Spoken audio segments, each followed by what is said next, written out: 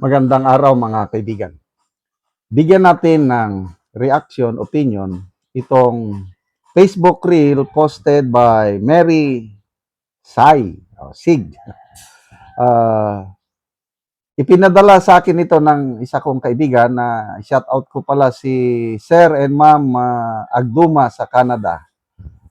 Salamat ma'am sa pagpadala mo nitong Facebook reel na ito. Title nito is Nakakabahala nga ito. Kaya pala gusto makuha ulit ni Soto ang majority dahil may plano nila na term extension. Ito, in-interview ng Billionaire News Channel ang isang kilalang political strategist, si Mr. Lito Banayo. Sabi niya, isang malapit niyang kaibigan nagsabi sa kanya na nag-meeting ang House Speaker, Bujidi, at saka si dating Senate President Tito Soto, after SONA, magkakaroon ng Constitutional Assembly para baguhin ang Constitution. Nako, kakabahala. Kasi gusto nilang i-extend ang mga term ng mga kongresista at ang mga senador. Ano ba yan? The new center of political gravity in this country, which is a casino resort hotel facing Manila Bay.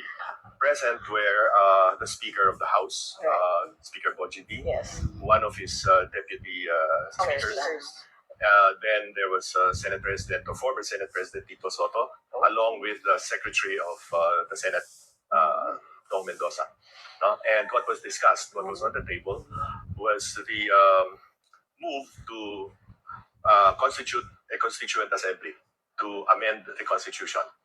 And apparently, from my source, it was the timetable is immediately or maybe after the SONA, both the House and the Senate would agree, was term extension for senators who will face re-election in 2028, so 3-year term extension, and term extension for congressmen who will have to run in 2028.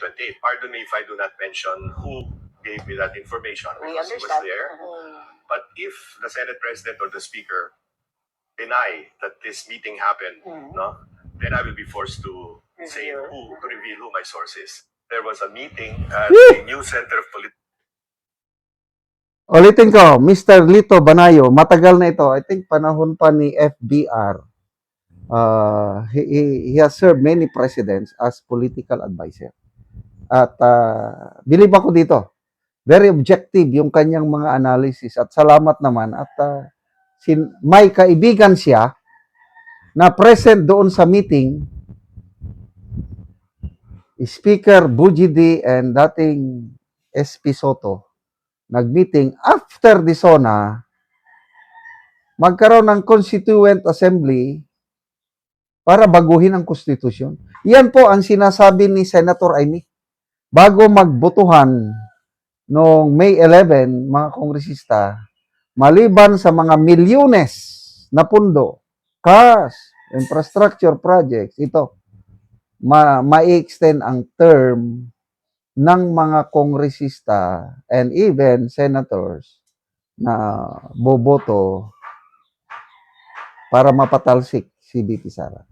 Binanggit na yan ni Senator Amy. At ito, dahil ako alam ko ang credibility ni Mr. Lito Banayo, naniniwala ko. Sana i-reveal din niya yung source niya. Sana pasinungalingan ito ni Senator Soto at ni Speaker Bujidi para yung source mapilitan siyang ilabas. Okay. Ano yung Constituent Assembly? May 3 pong paraan para ma-amend ang ating konstitusyon. Una, yung People's Initiative. Ginawa na nila yan noong early 2023 hanggang 2024. Pirma ng mga tao.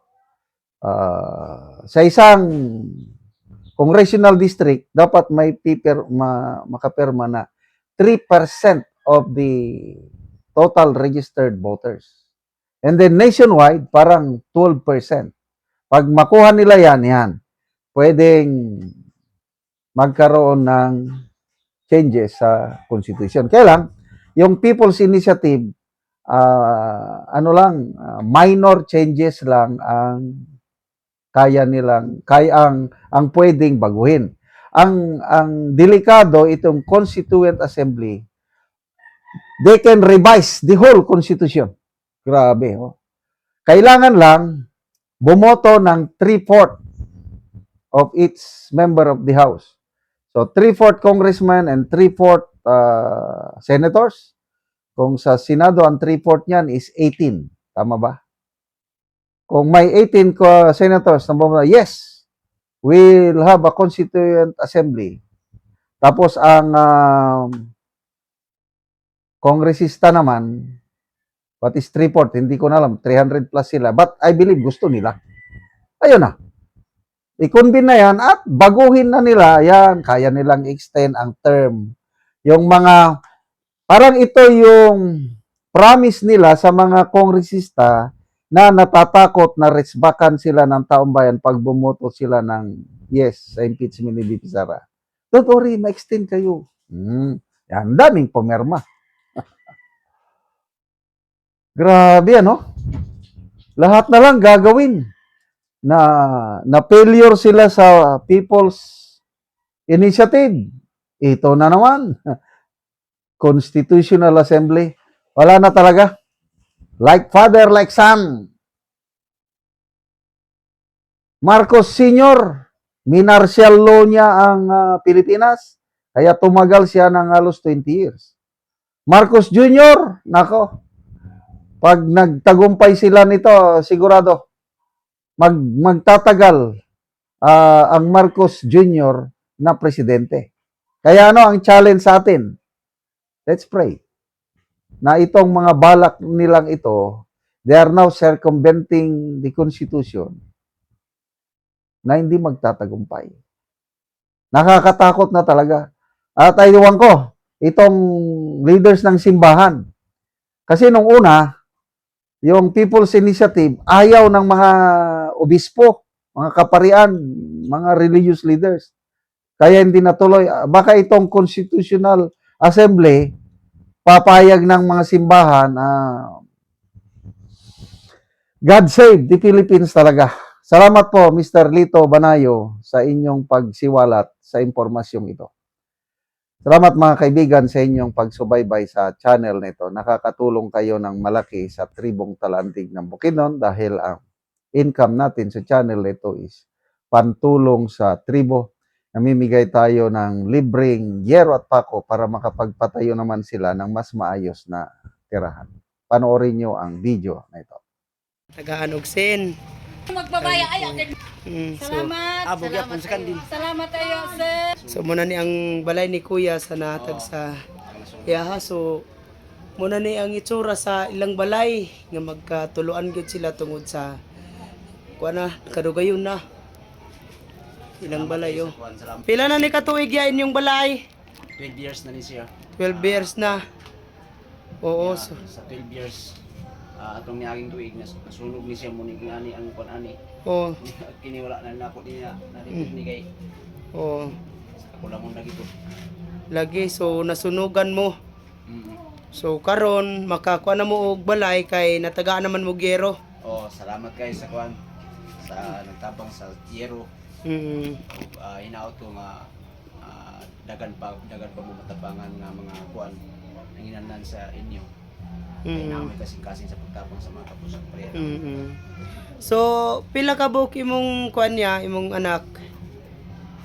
Kuan, 5, puro bay. So tanan na naga-eskwela. Oh, eskwela na tanan. So unsa nay grade? Ang isa ka anak na ako, nag-eskwela sa USTP, diya sa Mirayon. Dahil sa Pandayon, sa Buksok, sa Talakag. Duha ka college na ako.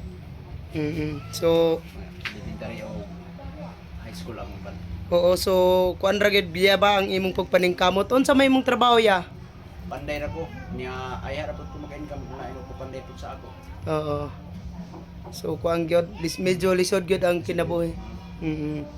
So nasunugan pa mo inani pang itsura sa inyong balay nga dako na kayog mga buslot.